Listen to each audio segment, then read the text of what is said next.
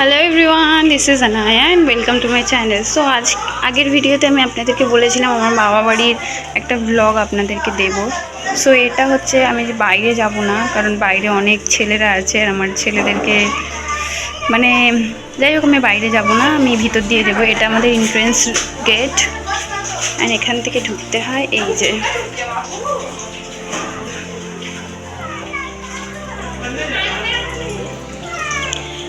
And সামনে এই যে আমাদের কল, আর এই যে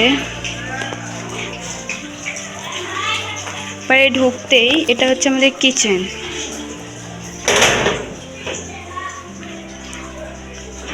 এই যে এটা হচ্ছে আমাদের কিচেন।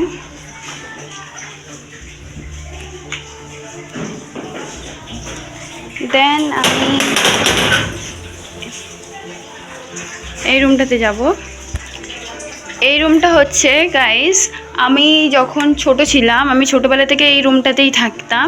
এইখানে আমি পড়াশোনা করতাম আর এই রুমটাতেই আমি থাকতাম। আর আমি বিয়ের পরেও আসার পরে আমি এই রুমেতেই থাকি আর এখনও আমি এসে এই রুমেতেই আছি। সো যাই হোক, আমার কাপড় জামা একটু এলোমেলো ছড়াছড়ি আছে। সো আমি এবার বেরোবো। তারপরে এইদিকে আছে আমাদের টয়লেট, ওই যে আমাদের ওয়াশরুম, আর এইদিকে হচ্ছে এটা গলি। এটা একটা জাস্ট গলি, মানে এদিক থেকে পানি পাস হয়। আর এটা হচ্ছে মাদ্রাসা। মাদ্রাসাটা অনেক বড়। আর এই কলা গাছ, প্রতি বছরই 2-3টে কলার কাঁদি হয় গাছে। তারপরে আমরা এখানে একটা মাটির চুলাও আছে আমাদের। এই যে এটা মাটির চুলা, এই যে শিল আছে। আগে আমার মামা মিক্সারে মানে কোনো যান্ত্রিক জিনিস ব্যবহার করতো না, মিক্সার এসব তো চলতোই না আমাদের বাড়িতে। এই যে আমাদের শিলে বাটা হতো। শিলে বাটা, এত বড় বড় বাটি, এক বাটি করে মশলা বাটতে হতো। মানে কাজের লোক থাকতো মানে বাটার জন্যে, তো বাটা মশলাই খাওয়া হতো। কিন্তু মানে গত 2 বছর ধরে আর শিলে বাটা হয় না। শিলটা দেখতে পাচ্ছে একদম জং পড়া মতো হয়ে গেছে। তো এখন আমরা মিক্সারেই মশলা বাটা হয়। আর এটা হচ্ছে আমার ভাই থাকে, মামাতো ভাই, তার রুম। তার 2টো ছেলে আছে। তার ওয়াইফের প্রেগনেন্ট ছিল, বাবার বাড়িতে গিয়েছে। ও মাই গড, এটা সত্যি অনেক অবছালো, কারণ ওর বউ তো বাড়িতে নেই।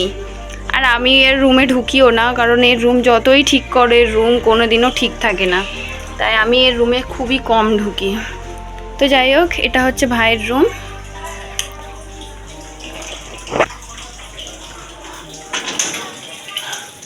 আর এই রুমটা হচ্ছে আমাদের সিঁড়ির ঘর। এখানে আমরা কিছুই করি না, জাস্ট এখানে আমাদের সবজি থাকে। এই যে এখানে আমাদের সবজি থাকে, আর কিছুই না, আর কোনো কাজ নেই এই রুমটাতে। হ্যাঁ, গ্যাসের সিলিন্ডার থাকে। হ্যাঁ, আরও একটা কথা, আমাদের বাড়িতে সিসিটিভি ক্যামেরাও আছে। এই যে আগে গাইস, এই যে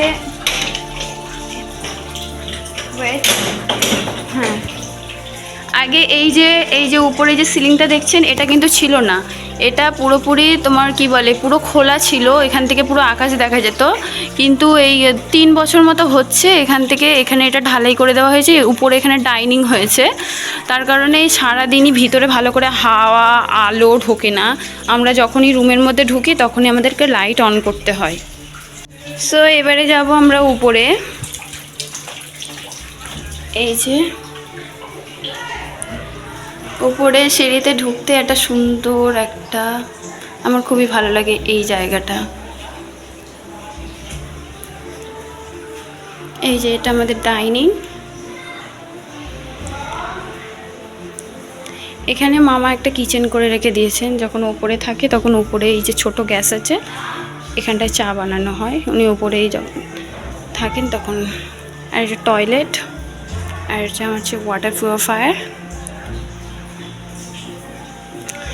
সো গাইস, এই রুমটা আমি দেখাতে পারবো না, এটা মামার সবথেকে সিক্রেট রুম, বুঝতে পেরেছেন? এই রুমটা কখনোই খোলা হয় না।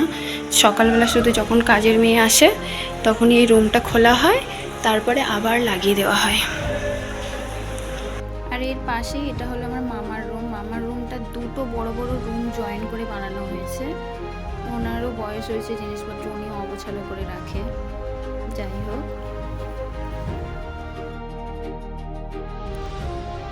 তারপরে এটা হচ্ছে আমার নানার রুম। আগে ছিল, মানে আমার নানা যখন বেঁচে ছিলেন তখন এই রুমটাতেই উনি থাকতেন।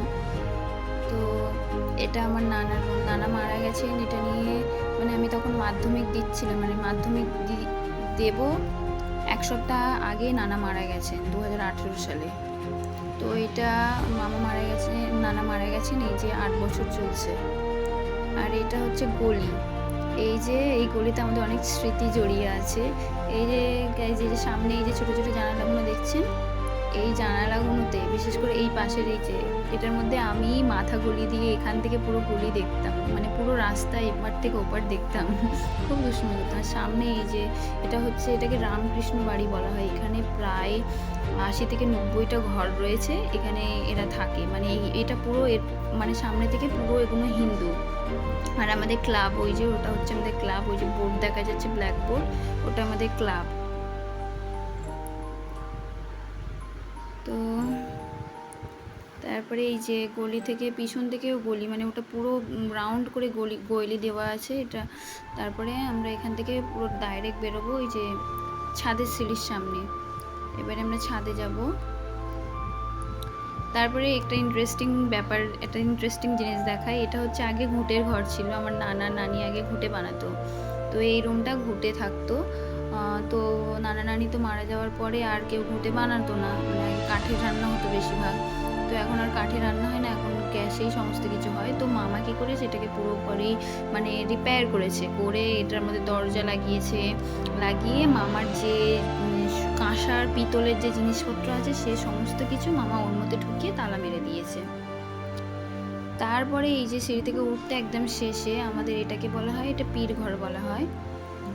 এটার মধ্যে আমরা কি করি, আমরা নামাজ পড়ি, কোরআন শরীফ পড়ি। এটার মধ্যে আমরা সব কিছু ইবাদত এটার মধ্যেই করি। আর সন্ধ্যাবেলা যে মগরিবের সময় আমাদের এখানে সন্ধ্যা দিতে হয়। আর মামা যেহেতু পীর মুর্শিদ একটু বেশি মানে, তো মাজারে এখানে সেখানে একটু বেশি যায়, তো উনি এখানে এইসব এটা করে রেখেছে। আর তারপরে আগের দিন ব্লগে তো আমি দিয়েছিলাম আমাদের ছাদের ভিডিও। তো এই যে পুঁইশাক গাছটা, আমি আসার পরে পুঁইশাকটা 3 থেকে 4 বার খাওয়া হয়ে গেছে, সত্যি খুবই টেস্ট। আর তারপরে এটা হচ্ছে কামরাঙা গাছ। মানে ছাদটা সত্যি আমার এই ছাদের এই জায়গাটা, এই অংশটা আমার খুবই পছন্দ হয়। তারপরে এদিকে মাদ্রাসা, আমি তো বলেছিলাম মাদ্রাসা আজকে এখানে শান্ত কেন এত। ও সবাই নিচে আছে, হয়তো বাচ্চারা নিচে আছে। আর এই যে আমার ভাইপো, ও ঘুড়ি ওড়াচ্ছে ছাদে। মানে আজকে ও আর আমার মামাতো ভাই দুজনে মিলে অনেকটা ঘুড়ি কিনে এনেছে, ঘুড়ির সুতো কিনে এনেছে। আকাশটা যে কিন্তু খুব সুন্দর লাগছে,